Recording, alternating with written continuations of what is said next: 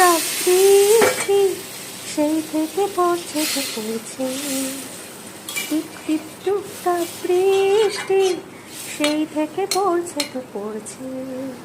চুপচাপ ঘরে বসে থাকতে মনটা কেমন যেন করছে, মনটা কেমন যেন করছে। মোটামুটি কমপ্লিট হয়ে গেল আমার রান্নাটা। আর রান্নাটা আমি আমার মতো করে করেছি।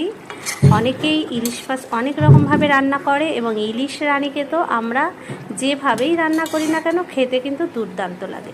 কিন্তু সব থেকে কিন্তু ভালো লাগে আমার গরম ভাতে গরম গরম ইলিশ মাছ ভাজা আর তার তেল দিয়ে ভাত খেতে। সেটাও সেদিন করেছিলাম। আর এই নারকেল দিয়ে ইলিশ আমার ছোটোবেলা থেকেই প্রিয়। বাড়ি থেকে শাশুড়ি মা একটা নারকেল দিয়ে গিয়েছিল, তাই ভাবলাম নারকেলটা ইলিশ দিয়েই বানাই।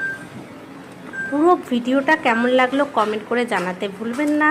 যদি আজকে আমার ভিডিওতে প্রথম হন অবশ্যই আমার পেজটি ফলো করে আমার সাথে থাকবেন, আর ইউটিউব থেকে দেখলে চ্যানেলটি সাবস্ক্রাইব করে আমার পাশে থাকবেন। দেখা হচ্ছে নেক্সট ভিডিওতে। সবাই ভালো থাকবেন, সুস্থ থাকবেন। টাটা। तड़पाओगे तड़पा लो।